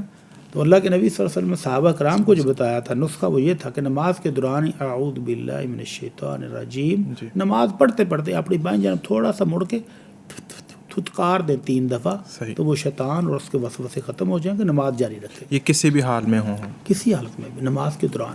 صحیح ہو گیا۔ اچھا مفتی صاحب، حدیث میں آتا ہے کہ بچوں کو جو ہے وہ جو نماز نہیں پڑھتے ان کو مارنا بھی چاہیے، تو مار کس حد تک ہونی چاہیے؟ اور یہ بھی ذرا وضاحت فرما دیجیے کہ کتنی عمر سے لے کے کتنی عمر تک میکسیمم وہ والدین کو کہنا چاہیے؟ ایک دن اتفاق سے ایسے یوٹیوب پر نا ایک بہت بڑے علامہ صاحب کا لیکچر چل رہا تھا نماز پر، جی جی، تو وہ میں نے ایسے اتفاقاً ہی سن لیا، تو وہ بڑے گرم جوشی میں بڑا مائک اچھال اچھال کے بڑے حال کے اندر بہت سارے لوگ تھے، تو وہ کہہ رہے تھے اللہ کے نبی کا فرمان ہے جو بچہ 12 سال کا ہو جائے وہ نماز نہیں پڑھے، ساتھ پنجابی میں گالی دے کے کہتے اس کو ڈنڈے مارو، اس کو گھر سے نکال دو، اس کے بستر الگ کر دو، اس کے برتن الگ کر دو۔ ایسا اللہ کے نبی کا فرمان نہیں ہے۔ اچھا، اللہ کے نبی صلی اللہ علیہ وسلم کا فرمان عالی کیا ہے؟ مرو اولادکم بالصلاۃ وہم ابناء 7 سنین، بچہ 7 سال کا ہو جائے تو اس کو نماز کی عملی پریکٹس کرانی شروع کر دو۔ صحیح۔ 7 سال کا ہو گیا تو اس کو مسجد میں لے کر جاؤ، بچی ہے تو والدہ اس کو اپنے ساتھ کھڑی کرے اور نماز پڑھانے کی مشق کرانی شروع کر دے۔ 10 سال تک، 3 سال میں اس کو نماز کی پریکٹس ہو جانی چاہیے۔ جی جی، 3 سال میں وہ نماز کے تمام معاملات سیکھ جائے، اور 3 سال 10 سال کے بعد بھی اگر وہ نہیں پڑھتا تو پھر اس کو ہلکی پھلکی ڈانٹ پیٹ بھی کرنی چاہیے، صحیح، جس سے وہ باز آ جائے اور نماز پڑھنی شروع کر دے، نماز ضائع نہیں کرے۔ اچھا یہ لیکن اتنا نہیں مارنا یہ اس کی ہڈی ٹوٹ جائے، جی جی، وہ زخمی ہو جائے، اس کو ہاسپٹل لے جانا پڑ جائے، نہیں ایسا نہیں ہے، ایسا ظلم تو ریسٹرکشن لگا دیں، اسے کھیلنے نہ دیں، موبائل وغیرہ لے لیں۔ ہاں تھوڑی بہت، ہاں جی، نماز کا ٹائم ہے بیٹا، اب تو آپ موبائل بالکل بھی نہیں لے سکتے، چلیں نماز پڑھ کے ہیں پھر آ کر موبائل یوز کریں، ٹھیک ہے۔ تو اس طرح کی ہلکی پھلکی سرزنش اس کو کرنی چاہیے۔ تو یہ جو چیز ہے کہ گھر سے نکال دے، برتن لادا کر دیں، یہ یہ کہیں تو پہ بھی ایسے نہیں ہی ہے۔ علامہ صاحب نے پتہ نہیں جوش میں آ کر، پھر میں نے ان کے چینل والوں کو فون کیا باقاعدہ، اچھا، میں نے کہا بھائی جان یہ آپ کا لیکچر ہے اور یہ آپ غلط حدیث اللہ کے نبی کے نام لے کر کوٹ کر رہے ہو. ایسا اللہ کے نبی نے کوئی نہیں فرمایا. اس کو فوراً ڈیلیٹ کریں. انہوں نے علامہ صاحب سے رابطہ کیا, علامہ صاحب جوش میں کہہ گئے تھے, تو پھر انہوں نے وہ یوٹیوب سے ڈیلیٹ کیا. صحیح ہو گیا. اچھا مفتی صاحب, بہت سارے ہمارے جو بھائی ہیں وہ باہر ہوتے ہیں, کوئی یو کے میں ہے, کوئی یو ایس اے میں ہے, تو وہاں پہ وہ کچھ فرمز کے ساتھ, کچھ کمپنیز کے ساتھ جاب کرتے ہیں, تو وہ اس ڈیوریشن میں ان کو بریک نہیں ملتی. ظہر کا ٹائم ہو گیا, عصر کا ٹائم ہو گیا, تو سوال یہ ہے کہ کیا وہ نمازیں اکٹھی کر کے پڑھ سکتے ہیں, اور کیا ایسی جاب ٹھیک ہے؟ مزے کی بات سنا دوں ایک. جی جی ضرور.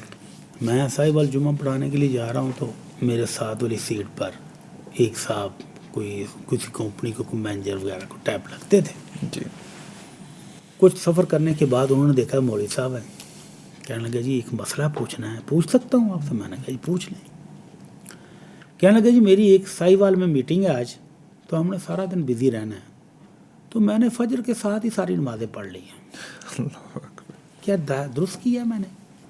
میں نے کہا یہ آپ کی فکر تو بڑی اچھی ہے کہ نماز ضائع نہ ہو, جی جی. یہ شوق تو اچھی بات ہے, لیکن کیا آپ کو لنچ بریک نہیں ہوگی؟ کہنے لگے جی لنچ بریک تو ہوگی, بڑی ہائی فائی لنچ بریک ہوگی.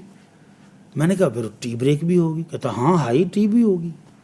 تو میں نے کہا بھائی زور کی نماز لنچ بریک میں پڑھ لو, اور جب عصر کے ٹائم ہائی ٹی ہو تو اس وقت 10 منٹ میں نماز پڑھی جائے گی. اور اگر آپ مسافر ہیں تو زور کے ساتھ عصر پڑھ لو, 2 نمازیں جمع کر لو, اور مغرب اور عشاء جمع کر لو, گھر آ کر واپس کر لو یا وہاں پر کر لو. تو اسی طرح جن فرموں کے اندر لوگوں کو ٹائم نہیں مل پا رہا, پہلے تو کوشش کریں کہ فرم ایسی ڈھونڈے جہاں نماز پڑھنے کی اجازت ہو. ایسی فرمیں ہیں. جی جی. ہمارے ایک دوست ہیں تو وہ مرسڈیز میں ملازم ہیں. کہتے ہیں رمضان آ گیا تو میں نے ان کو کمپنی کو بتایا بھی ہم روزہ رکھتے ہیں مسلمان, تو میرے لیے نماز کے اہتمام کریں. انہوں نے کہا جی انہوں نے میرے لیے ایک اسپیشل روم, اور روم کے اندر قریب کی مسجد سے سسٹم لگایا کہ وہاں جب نماز کا ٹائم ہو تو اذان ادھر ہو جائے. اور کہتے ہیں میرے ساتھی جو نان مسلم تھے انہوں نے میرے احترام میں لنچ کرنا چھوڑ دیا. اللہ اکبر. اچھی مثالیں بھی ہیں. جی جی. تو ایسی فرم ڈھونڈے جہاں آپ کو یہ سہولتیں مل جائیں, اور اگر بالفرض کوئی ایسی فرم ہے کہ جہاں آپ کو نماز کا وقت نہیں ملتا تو پھر آپ وقفے ڈھونڈیں. ہر نان مسلم بھی لنچ بریک تو دے گا. جی بالکل ایسے. اور عصر کے ٹائم ایک ٹی بریک بھی وہ دیتے ہیں. بالکل. تو ان بریکس کے اندر آپ نماز پڑھ لیں.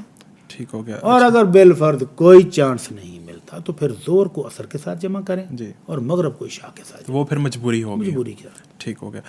اچھا مفتی صاحب, بہت سارے لوگوں کو, خاص طور پہ یوتھ کو, ڈپریشن, انگزائٹی, بے چینی, نیند نہ آنا, تو ان کے لیے کوئی گائیڈنس دیں. وہ تہجد پڑھیں, نماز کس طرح سے پڑھیں, اور طریقہ کار کیا ہونا چاہیے؟ یہ کیسے, کیا نماز, میرا سوال یہ ہے کہ ڈپریشن سے نکال سکتی ہے نماز خود؟ آپ حیران ہوں گے کہ جو نئے سائیکالوجسٹ تیار ہو رہے ہیں نا, میں بی ایس کو پڑھاتا ہوں سائیکالوجی ڈپارٹمنٹ میں. جی جی. تو میرے جو اسٹوڈنٹ بی ایس سائیکالوجی کر رہے ہیں ان کو آخری سال میں جو آرٹیکل لکھنا ہوتا ہے, اس میں ایک اسٹوڈنٹ کا آرٹیکل یہی تھا کہ کیا قرآنی دعائیں انسانی صحت پر اثر انداز ہوتی ہیں. تو اس کا پورا تھیسس اسی پر ہے. اللہ. یہ قرآنی آیات اور اللہ کے نبی صلی اللہ علیہ وسلم جو اذکار بتائے ہیں, جو دعائیں بتائی ہیں, یہ انسانی نفسیات پر کس حد تک افیکٹو ہیں. تو آج تو سائنس بھی مان رہی ہے. تو جو بندہ 5 وقت کی نماز پڑھتا ہے نا, ڈپریشن کا شکار کون ہے؟ جس کا کوئی غم سننے والا نہیں ہے, جس کے دل کی بڑھاس نکالنے کے لیے کوئی بندہ نہیں ملتا, وہ اکیلا ہی بیٹھا سوچ سوچ کے وہ پھٹتا رہتا ہے, بیمار ہو جاتا ہے.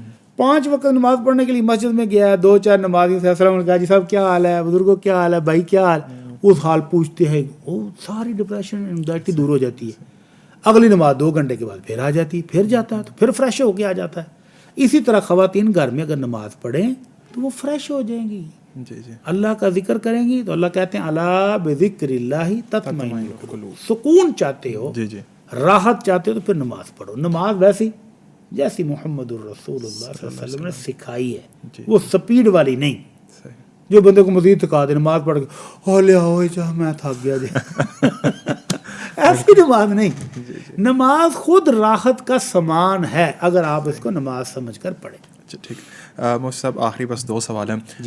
بتائیے گا, جب ہم اتحیات للہ و صلوات جب بیٹھتے ہیں تو یہ جو انگلی ہے شہادت کی انگلی یہ موو کرتے رہنا چاہیے یا جب ہم کہتے ہیں اشہد اللہ الہ الا اللہ تو تب کئی لوگ اٹھاتے ہیں, کئی لوگ پوری جو ہے نا تشہد میں اس کو ہلاتے رہتے ہیں, تو اس بارے میں کیا حکم ہے؟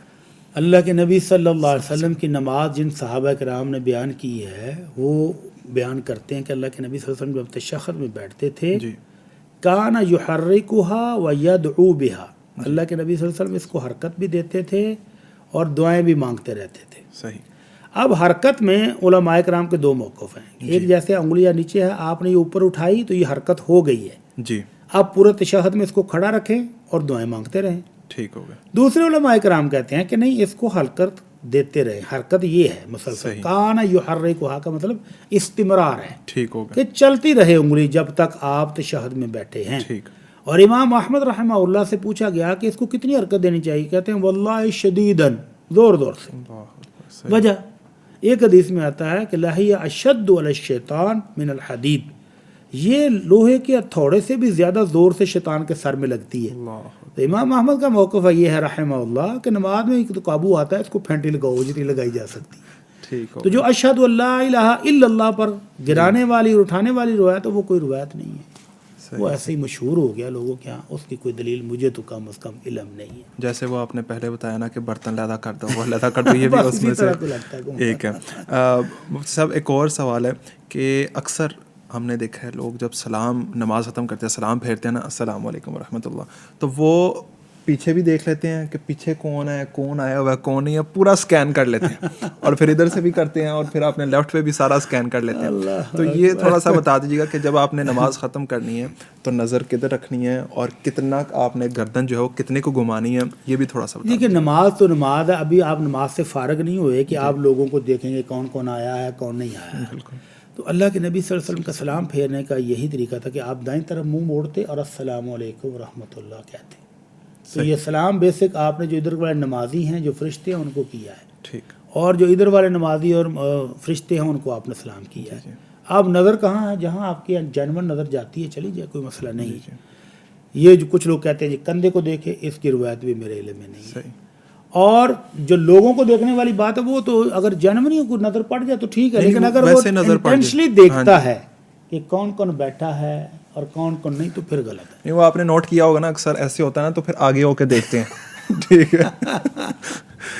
مفتی صاحب آخر پہ کوئی پیغام دینا چاہیں یوتھ کو, اسپیشلی یوتھ کو اپنی جان اور اپنا ایمان دونوں بچانے کی اشد ضرورت ہے. جزاک اللہ. اپنی صحت کو بھی بچائیں جی, اور ان گیجٹ کا مثبت استعمال کریں, اور اپنے ایمان کو بھی بچائیں ان گیجٹ کا مثبت استعمال کر کے. جزاک اللہ. تو دنیا بھی بن جائے گی, آخرت بھی بن جائے گی. اور اگر جان نہیں بچی, ایمان نہیں بچا, اگر جان نہیں بچی تو دنیا گئی, اور اگر ایمان نہیں بچا تو آخرت گئی. تو دونوں چیزوں کو بچانے کی کوشش کریں.